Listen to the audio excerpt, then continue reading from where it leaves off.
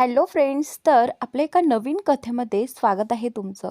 तर कथा खूप इंटरेस्टिंग आहे, तर नक्की पहा आणि चॅनलला सबस्क्राईब नक्की करा. जानवी एक गोड, चंचल आणि हसतमुख मुलगी आहे.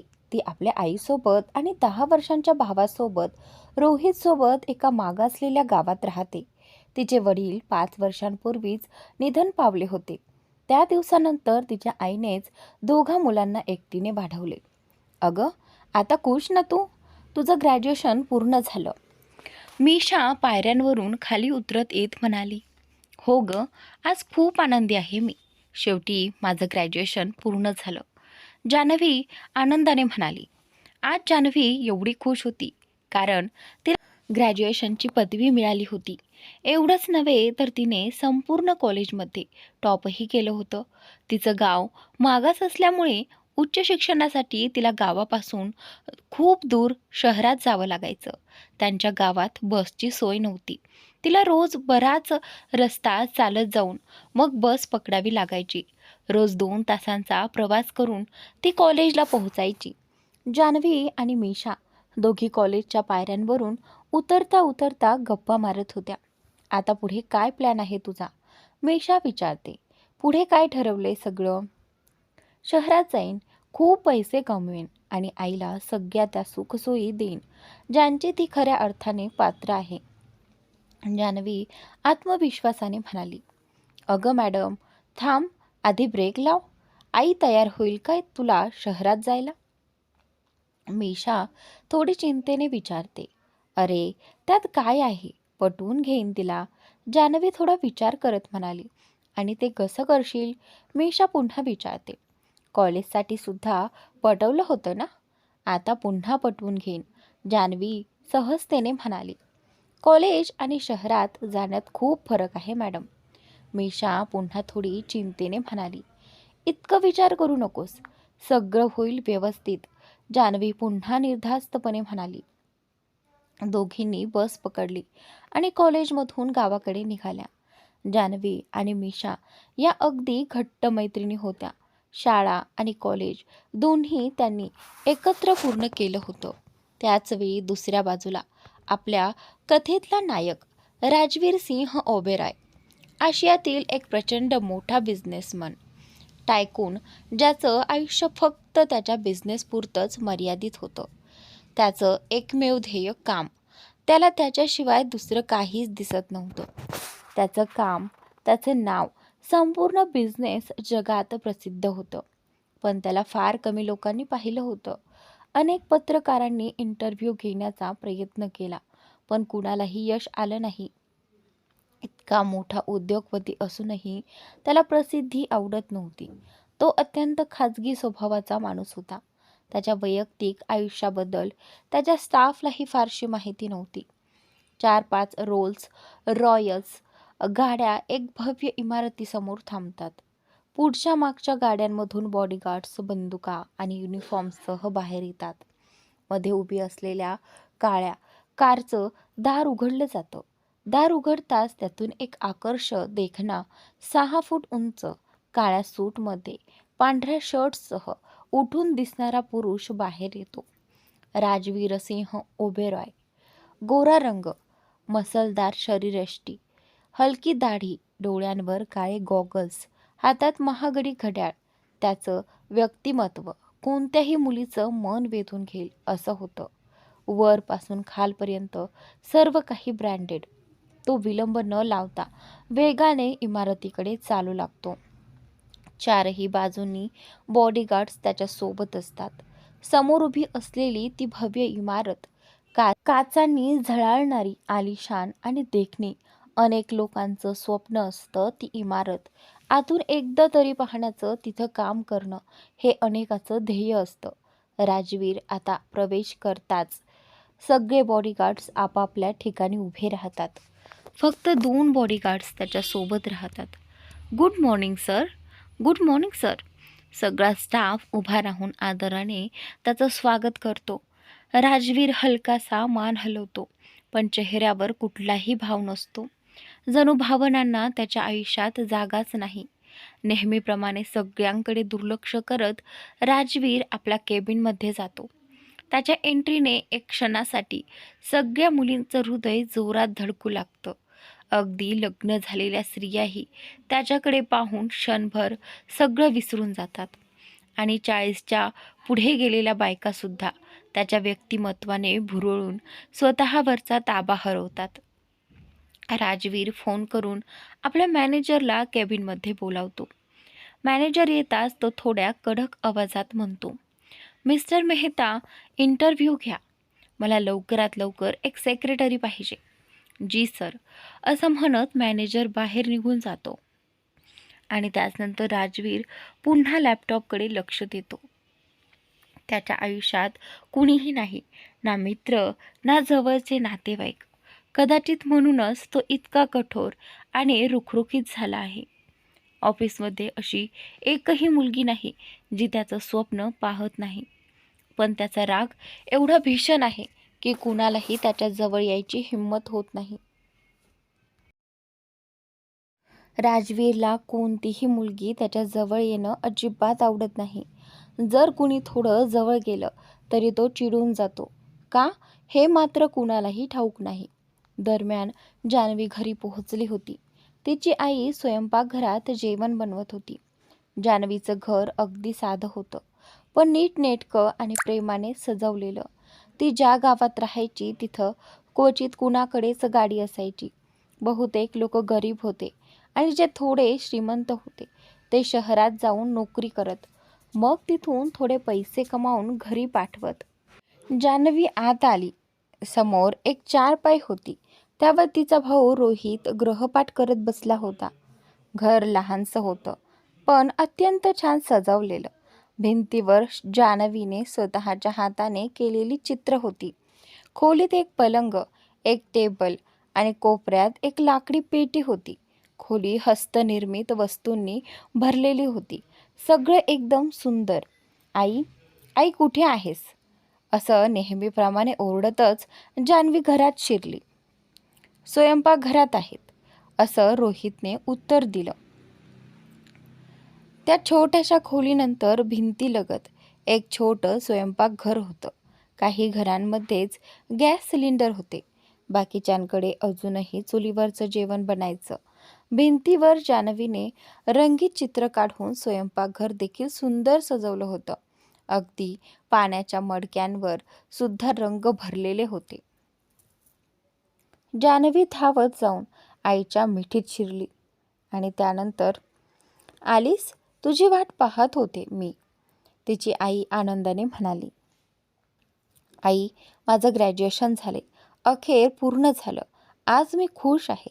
थँक्यू, सगळं तुमच्यामुळेच शक्य झालं, जान्हवी आनंदाने म्हणाली. अच्छा, बरं, आता तुझे चटरपटर थांबव आणि घे, खीर खा. आईने खीर पुढे केली. खीर माझी फेवरेट, खूपच छान झाली आहे, आई नेहमीप्रमाणेच जान्हवीने खीर खात म्हणाली. आई, मला एक गोष्ट सांगायची होती, ती हळू आवाजात म्हणाली. आधी हात धुवून घे, जेवून घे, मग बोलू, आईने उत्तर दिलं. फारसं लक्ष न देता जान्हवीचं घर छोटंसं असलं तरी त्यात ऊब होती. स्वयंपाकघराच्या पुढे 2 पलंग असलेली एक खोली होती. एका पलंगावर जान्हवी झोपायची तर दुसऱ्या पलंगावर तिची आई आणि भाऊ. रात्र झाली होती. पलंगावर पडून जान्हवी विचार करत होती. आईला पटवणं इतकं सोपं नाही. मीशा बरोबरच म्हणाली होती. आज तिने आईशी बोलायचा प्रयत्न खूप केला, पण ना वेळ मिळाला ना धीर झाला. ती आईला कसं पटवायचं याचाच विचार करत होती. उद्या मीशाशी बोलते, तेच बरं होईल, असं मनाशी म्हणत ती झोपून गेली. दरम्यान राजवीरच्या केबिनमधून बाहेर पडताच ऑफिसमध्ये फुसफुस सुरू झाली. यार, किती हॉट आहे, काय पर्सनॅलिटी आहे त्याची. सगळ्या मुली दीर्घ श्वास घेत त्याच्याकडे पाहत होत्या. रात्र उशिरापर्यंत काम करून राजवीर आपल्या बॉडीगार्डसह ऑफिसमधून बाहेर पडला. त्याच्यासोबत नेहमी कडक सुरक्षा असायची. त्याची कार एका मोठ्या बंगल्यापाशी थांबली. गेट उघडले गेले. बाकीच्या गाड्या बाहेर थांबल्या. फक्त राजवीरची काळी रोल्स रॉयस आत गेली. मोठं गेट, पुढे सुंदर बाग, आत प्रशस्त घर. गाडी पार्क करून राजवीर आत गेला. त्याचं बेडरूम प्रचंड मोठं आणि आलिशान होतं. लक्झरी फर्निचर, सुंदर इंटिरियर, मध्येच king size bed, attach washroom आणि बाल्कनीतून दिसणारा सुंदर नजारा. त्या खोलीत उभं राहिलं की असं वाटावं जणू काही आपण स्वर्गात आहोत. आजूबाजूला इतक्या ऐशा आरामाच्या गोष्टी असूनही राजवीर कायमचं चिडचिडा असायचा. खोलीत पोहोचताच त्याने आपला कोट काढून पलंगावर ठेवला आणि स्वतःही तिथे बसला. काही क्षण तो शांत बसून काहीतरी विचार करत राहिला. हाताने चेहरा झाकून शांतपणे बसून राहिला. थोड्या वेळाने एक खोल श्वास घेत तो पलंगावरून उठला आणि बाथरूमकडे गेला. राजवीरचं हे नेहमीचं होतं. घरात आल्यावर सर्वप्रथम तो आंघोळ करून घेत असे. त्यानंतरच इतर काही काम करत असे. शॉवर घेतल्यावर तो फक्त टॉवेलमध्येच बाहेर आला. नाईट सूट घातला आणि थेट किचनकडे गेला. किचनमध्ये त्याने स्वयंपाक सुरू केला. राजवीरला एकटं राहणं फार आवडत असे. त्याचे फार असे मित्र नव्हते. फक्त काही व्यावसायिक ओळखीचे लोक होते जे मित्रापेक्षा जास्त त्याच्यावर मत्सर करायचे. राजवीरला स्वतः स्वयंपाक करायला आवडत असे. त्याला आपल्या आजूबाजूला जास्त लोक असणं आवडत नसे. बाहेर सुरक्षा रक्षकांशिवाय घरात कोणीच नसतं. घराची साफसफाई तो ऑफिसला गेल्यावर सुपरवायझरकडून मोलकरीणीकडून करून घेत असे. पण त्याच्या खोलीत मात्र कुणीही हात लावत नसे. कारण राजवीरला आपल्या खोलीत दुसऱ्याचं येणं जाणं अजिबात आवडत नसे. सुट्टीच्या दिवशीच तो स्वतःच्या देखरेखीत आपली खोली स्वच्छ करून घेत असे. स्वयंपाक करून जेवण झाल्यावर राजवीर परत आपल्या खोलीत गेला आणि सोफ्यावर बसला. काही वेळाने त्याने लॅपटॉप उघडला आणि काम सुरू केलं. रात्री जवळपास 2 वाजेपर्यंत तो काम करत राहिला. मग उठून त्याने 2 गोळ्या घेतल्या आणि पलंगावर झोपला. काही वेळ इकडे तिकडे बळबळ केल्यानंतर शेवटी तो गाढ झोपला. दरम्यान जान्हवीची आई मंदिरातून घरी आली आणि थेट किचनमध्ये जाऊन स्वयंपाक करू लागली. स्वयंपाक करत करत तिने आवाज दिला, "उठ ग जानू, उठ बाळा, सूरजही निघालाय आता." पण जान्हवीला काही फरक पडत नाही. ती तशीच झोपलेली असते. रोहितला शाळेत पाठवून झाल्यावर आई पुन्हा तिच्याकडे जाते.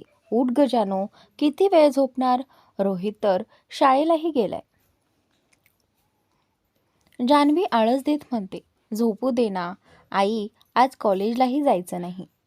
आई यावेळी थोडी रागात म्हणते, "उठतेस की नाही?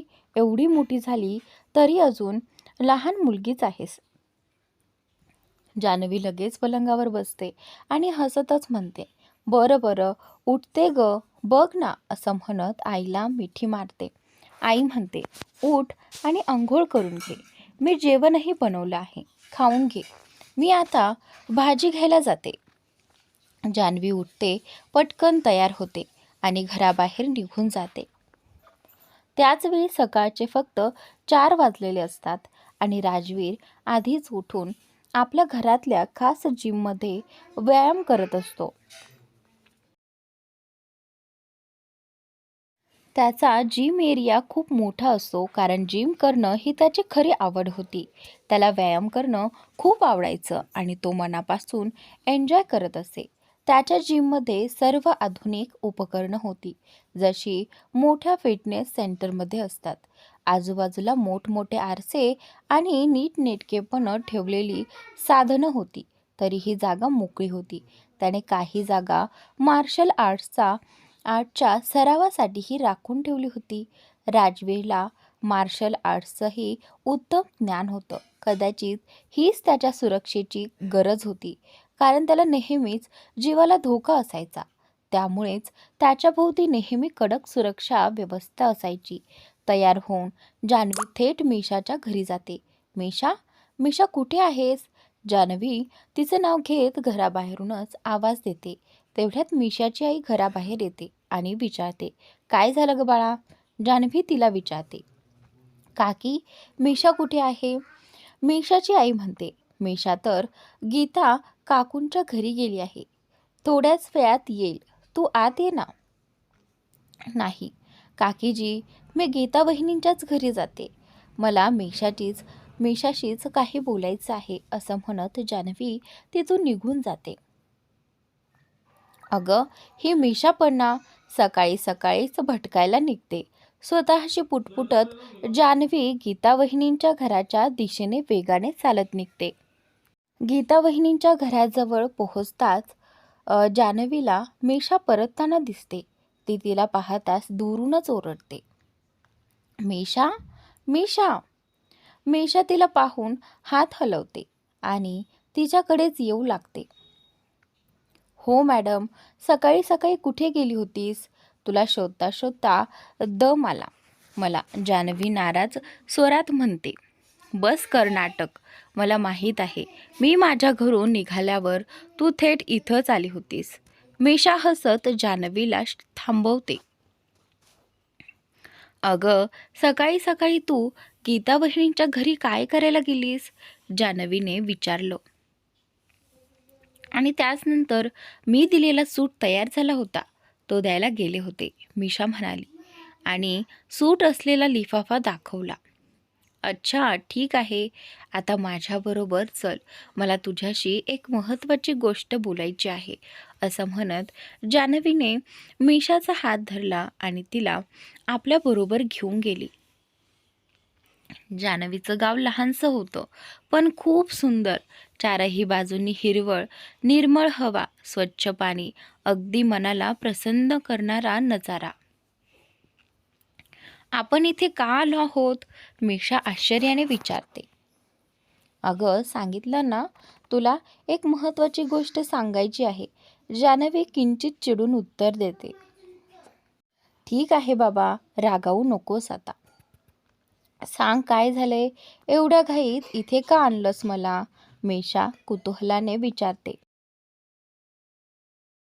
ही जागा जान्हवीच्या मनाजवळची होती. ती कधीही उदास असेल किंवा काही विचारात गुंतलेली असेल तर ती इथेच यायची. इथं आलं की तिचं मन शांत व्हायचं. गावाच्या शेवटच्या टोकाला असलेली ती एक सुंदर झील होती. फारसे लोक इथं येत नसत, म्हणूनच इथं नेहमीच शांतता असायची. झील फार खोल नव्हती, पण पाणी मात्र अगदी स्वच्छ होतं. त्याच्या काठावर एक मोठं वडाचं झाड होतं, ज्यामुळे त्या जागेची शोभा अजूनच वाढली होती. आजूबाजूला हिरवळ आणि झाडांनी वेढलेलं ते ठिकाण इतकं सुंदर होतं की कोणीही त्यावर फिदा व्हावं.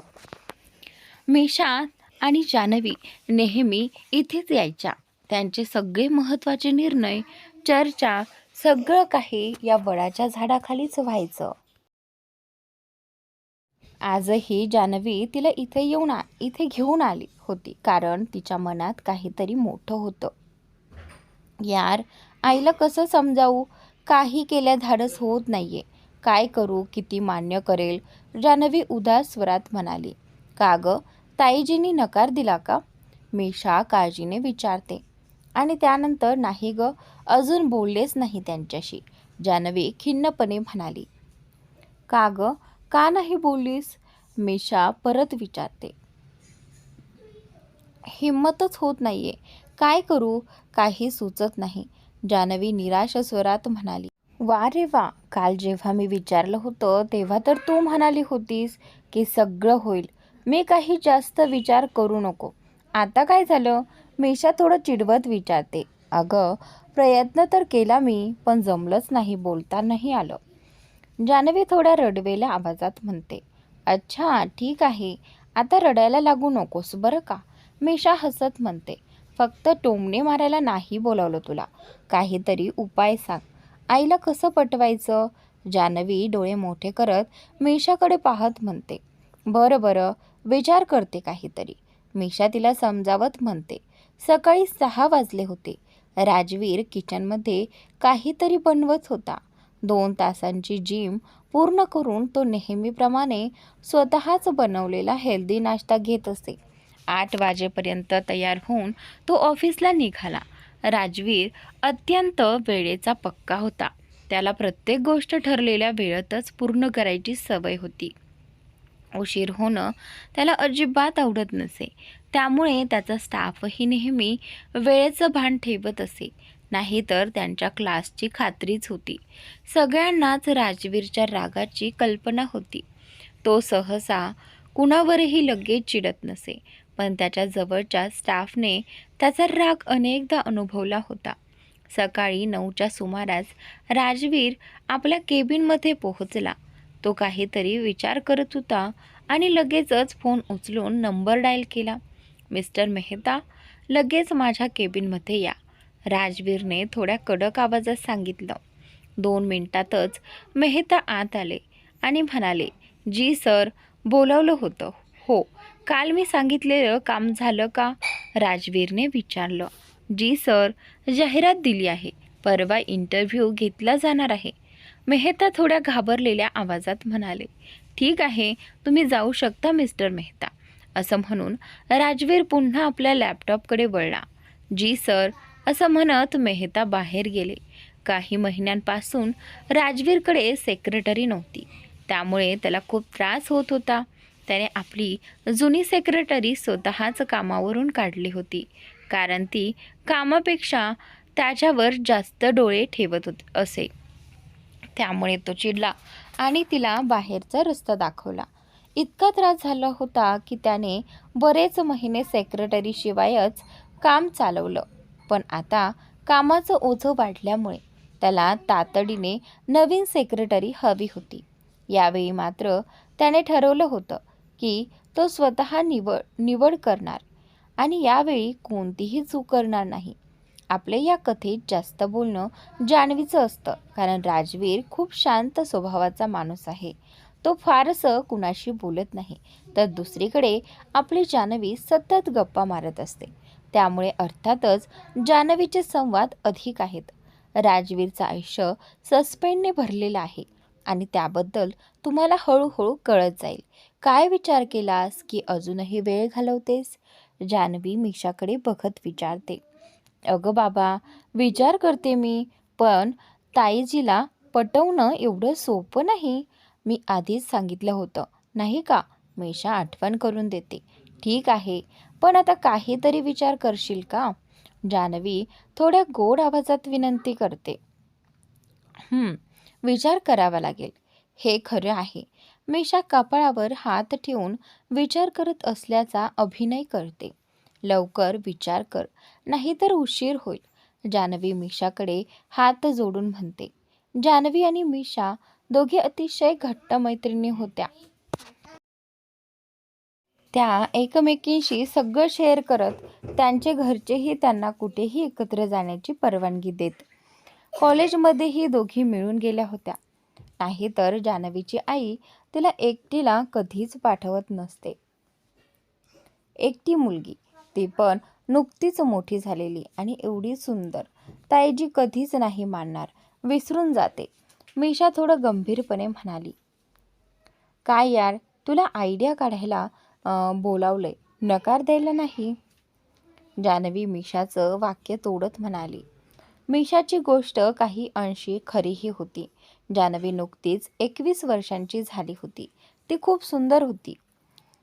गोरा वर्ण, कमरेपर्यंत येणारे काळेभोर केस, मोठ्या डोळ्यात एक वेगळीच चमक, गुलाबाच्या पाकळ्यांसारखे ओठ, गालावरचा डिंपल तिच्या हसण्याला आणखी गोड बनवत होता. आणि हनुवटीवरचं एक काळं ठिपकं, जणू काही नजर लागू नये म्हणूनच. थोडा विचार केल्यानंतर मिशा म्हणाली.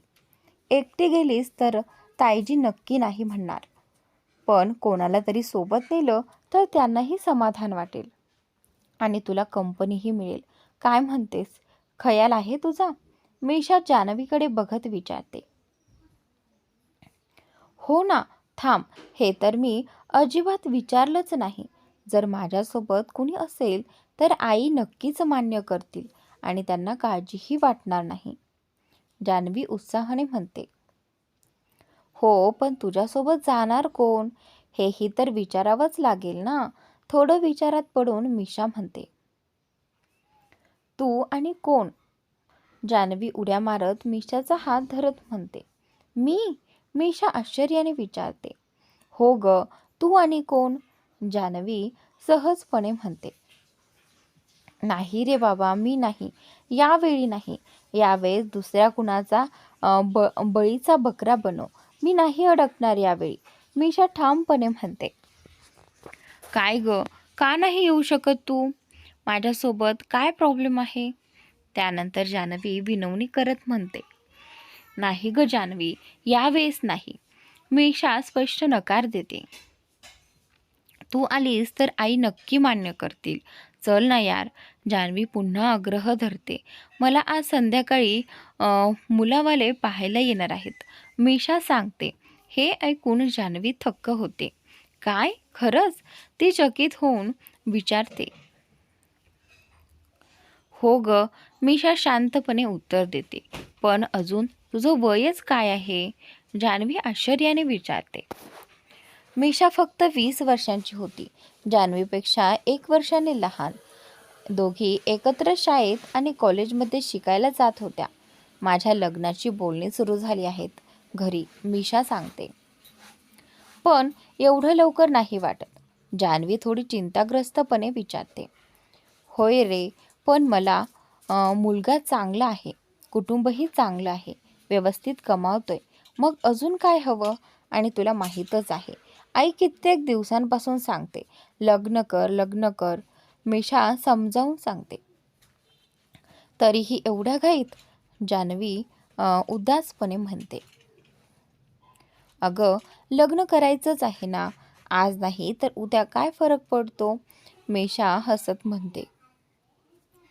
ठीक आहे, जसं तुला योग्य वाटतं तसं कर. जान्हवी तिच्या बोलण्याला मान देते. तू एखाद्याला सोबत घेऊन जा, मिशा सल्ला देते. आणि कोणाला नेऊ मी? कोण जाणार माझ्यासोबत? जान्हवी त्यागाने म्हणते. अगं मॅडम, तुला दुसरा कोणी सापडत नाही का बकरा बनवायला? मिशा हसत म्हणते. जान्हवी अभ्यासात खूप हुशार होती, पण त्यांच्या गावात उच्च शिक्षणासाठी कॉलेज नव्हतं. त्यामुळे फारच थोड्या मुली पुढे शिकायला जात. तर जर मिशासोबत नसती तर जान्हवीची आई तिला इतक्या दूर शिकायला कधीच पाठवत नसती. मिशाचे वडील सुशिक्षित होते. त्यांना मुलीच्या शिक्षणाविषयी काहीच आक्षेप नव्हता. पण तिची आई मात्र शिकण्याच्या विरोधात होती. त्यामुळे मिशा कॉलेजला जाऊ लागल्यावरच जान्हवीच्या आईनेही परवानगी दिली होती. तरीही मिशाला अभ्यासात फार रस नव्हता. फक्त जान्हवीच्या आग्रहामुळे आणि आईच्या भीतीने तिने शिक्षण सुरू ठेवलं होतं. अन्यथा तिच्या आईनं खूप आधीच तिचं लग्न लावून दिलं असतं. आता मात्र ती स्वतःच लग्नासाठी तयार झाली होती. जान्हवीला तिचं मत बदलवण्याचा काहीच उपयोग वाटत नव्हता. तू ही लग्न कर ना. काय म्हणतेस? मिशा हसत विचारते. काय बोलतेस? काहीही, जान्हवी रागाने म्हणते. अगं, तुला शहरातच जायचं आहे ना, मग शहरातल्या एखाद्या मुलाशी लग्न करून चल ना तिकडे. ताईजीही काही म्हणणार नाहीत, मिशा हसत म्हणते. मिशाने थोड्या मजेशीर अंदाजात जान्हवीला म्हटलं. त्यावर जान्हवी थोडी चिडली. सगळे विहिरीत उडी मारतायत म्हणून मी पण उडी मारावी असं नाही, जान्हवी चिडलेल्या स्वरात म्हणाली. अगं बाबा, एवढं रागावतेस का? मी फक्त गंमत करत होते, मिशा हसत म्हणाली. तेवढ्यात मिशा काहीतरी आठवून उत्साहाने म्हणाली. अगं, आठवतं का तुला तनू दीदीला? हो, अगदी चांगलं आठवते. त्यांना पाहूनच मला शहरात जायचे असं वाटायला लागलं. त्या माझी आदर्श आहेत. मला पण त्यांच्यासारखं व्हायचं आहे, जान्हवी मनातील गोष्ट मिशाला सांगत म्हणाली. मीशाला आधीपासूनच माहिती होतं की जान्हवीचं स्वप्न शहरात जाऊन काहीतरी मोठं करण्याचं आहे. तिला तनुदीदी खूप आवडायच्या. तनू हे गावातून शहरात कामासाठी गेलेली पहिली मुलगी होती. ती 5 बहिणींपैकी सगळ्यात लहान होती. वरून वृद्ध आई वडील. घरातली सर्व जबाबदारी तिच्या खांद्यावर होती. तिनेच आपल्या 3 बहिणींच्या लग्नाची जबाबदारी उचलली होती. सध्या संपूर्ण घराचं उत्पन्न शहरात तनू मिळवून पाठवत होती. जान्हवीचंही तसंच स्वप्न होतं, आईला आणि भावाला चांगली सुखी जिंदगी देण्याचं. हो ना, हिचं तर मीच सांगणार होते, मिशा म्हणाली. जर तनुदी तुझी जबाबदारी घेतली तर ताईजी तुला शहरात जायला नक्की परवानगी देतील. तुला काय वाटतं? जान्हवी उत्साहाने म्हणाली. वा, हा तर खूप चांगली आयडिया आहे. तनू दिदींशी बोलायला पाहिजे. हो, त्या मान्य झाल्या तर ताईजींना पटवणं सोपं जाईल, मिशा आत्मविश्वासाने म्हणाली.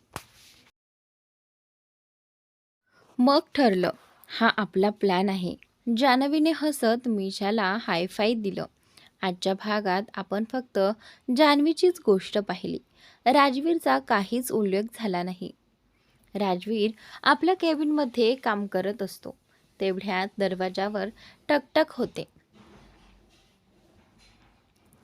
मे I come in sir? Yes. Rajveer नजरेवरून वर पाहतो. समोर एक सुंदर तरुणी उभी असते. तिने काळ्या रंगाचा गुडघ्यापर्यंतचा वन पीस ड्रेस घातलेला असतो. पायात 4 इंचाची हिल्स, केसांचा बन बांधलेला आणि चेहऱ्यावर भरपूर मेकअप केलेला. ऑफिसमध्ये असा एकही पुरुष कर्मचारी नव्हता ज्याने तिच्यावर लाईन मारायचा प्रयत्न केला नसेल. तीही प्रत्येक कॉम्प्लिमेंटला आत्मविश्वासाने उत्तर द्यायची. सध्या ती सिंगल होती, पण तिच्यावर मर मिटणारे कितीतरी होते. मात्र तिचं लक्ष मात्र नेहमी राजवीरकडेच असायचं. आत्तापर्यंत तिला काहीच संधी मिळाली नव्हती, नाहीतर कदाचित नोकरी गमावली असती. सर, आपल्या सेक्रेटरीच्या इंटरव्ह्यूज मीच घेणार आहे. काही खास रिक्वायरमेंट्स असतील तर सांगा ना, नीतिका विचारत म्हणाली. राजवीर थोडा थंड स्वरात म्हणाला. नाही मिस नीतिका, कंपनीसाठी जे सामान्य नियम आहेत तेवढंच पुरेसं आहे. तुम्हाला माहीतच आहे. त्याचा चेहरा स्पष्ट सांगत होता, असं मूर्खासारखं प्रश्न विचारायला आली आहेस? ओके सर, ती म्हणाली आणि पुढे सरकली. पण ती काही पुढे बोलेल त्याआधीच राजवीर मध्येच म्हणाला. तुम्ही जाऊ शकता मिस नीतिका. बाकीचं काही विचारायचं असेल तर मिस्टर मेहतांशी बोला. नीतिकाने नाराज चेहरा करत तिथून बाहेर पडली. बाहेर येताच ती स्वतःशी पुटपुटली. सगळं स्टाफ माझ्यावर फिदा आहे, पण हा तर मला बघतच नाही. थोडं स्वतःला सावरत ती म्हणाली. काही हरकत नाही. एक दिवस नक्कीच राजवीर सिंह माझ्यावर फिदा होईल. मिशा काहीतरी स्वतःशीच बडबडत होती. राजवीरने एक खोल श्वास घेतला आणि पुन्हा आपल्या कामात गुंतला. त्याला फालतू गप्पा मारणं किंवा आपला वेळ वाया घालवणं अजिबात आवडत नाही. तो एक सभ्य आणि सुसंस्कृत मुलगा आहे. तो नेहमी महिलांचा आदर करतो आणि त्यांच्याशी सौजन्याने वागतो. तोपर्यंतच तो शांत राहतो, जोपर्यंत समोरच्याने मर्यादा ओलांडलेल्या नसतात. तो सर्वांशी नम्रपणे बोलतो, परंतु काही गोष्टी अशा असतात ज्या त्याला असह्य वाटतात आणि जर तो एकदा रागवला तर त्याचा राग सहन करणं खरोखर कठीण असतं. अरे देवा, मी तर विसरलेच की मला घरी जायचं आहे. आज मुलावाले मला पाहायला येणार आहेत. असं म्हणताच मिशा पटकन उठली आणि निघायची तयारी करू लागली. ठीक आहे, जा, आणि हो, ऑल द बेस्ट. जान्हवीने मिशाला शुभेच्छा दिल्या. दोघी निघाल्या. आज तर आईंकडून फार ओरडा खाणार आहे मी, आणि तेही तुझ्याचमुळे, मीशा चिडवण्याच्या स्वरात म्हणाली. काही हरकत नाही. माझ्यासाठी एवढा थोडा ओरडा ऐकू शकतेस तू. जान्हवीने चेहऱ्यावर गोड असा भाव आणत उत्तर दिलं. अरे बापरे, बघा तर जरा किती निरागस चेहरा करते. खरीखुरी नाटकीच आहेस तू. मीशा हसत म्हणाली. हो ना, ते तर मी आहेच. जान्हवीने लगेच प्रत्युत्तर दिलं. तेवढ्यात मीशाचं घर आलं आणि ती आत गेली. आता जान्हवी आपल्या घरी जायला निघाली. दोघींची घरं एकाच गल्लीत होती. फक्त थोडं अंतर होतं. रस्त्यात चालताना जान्हवी विचार करत होती. काय करू बरं? तनुदीशी कसं बोलू? असंच काहीतरी मनात विचारत ती घरी पोहोचली. घरात पाऊल टाकताच आईचा रागीट आवाज ऐकला. कुठे होतीस सकाळपासून? काही सांगायचं असतं की नाही? अगं, इथेच होते आई. जान्हवी बोलायला लागलीच होती तोवर तिची आई पुन्हा सुरू झाली. जेवण बनवून ठेवलं होतं, पण या मुलीला खाणं पण नाही झालं. कसली झाली ही? कधी मोठी होणार ही मुलगी देव जाणे. आज तिची आई प्रचंड रागात होती. सॉरी आई, खरंच शेवटचा वेळ आहे. पुढे असं नाही होणार. पक्का वचन देते. जान्हवीने कान धरून माफी मागितली. ठीक आहे, जा हात मूग धुवून घे. मी जेवण गरम करते. आईने राग सोडून तिच्याकडे ममतेने पाहिलं. दरम्यान मीशाच्या घरीही असाच प्रकार चालू होता. तीही आईकडून चांगलीच झाप खाऊन बसली होती. कधी शहाणी होणार ही मुलगी? आज मुलावाले येणार आहेत आणि ही बाई अजून भटकंती करत बसलीये. आईने संतापून ओरडलं. अगं आई, मी तर जान्हवी सोबत. मीशा बोलायला लागलीच होती की आईने तिला मध्येच थांबवत म्हटलं. गप्प, अगदी शांत. आज जा आणि पटकन तयार हो. मुलावाले कधीही येतील.